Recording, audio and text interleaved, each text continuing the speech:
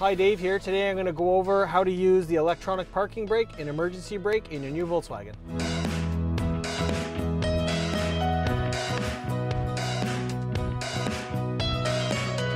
Many new Volkswagens do not have a handbrake or a foot brake for a parking or emergency brake. What they have is an electronic button that's hooked up to your ABS system, and there's just a simple switch here right near the shifter in the center console.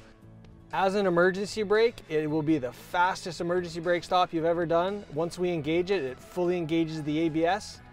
So now we're going to use the switch to engage the emergency brake.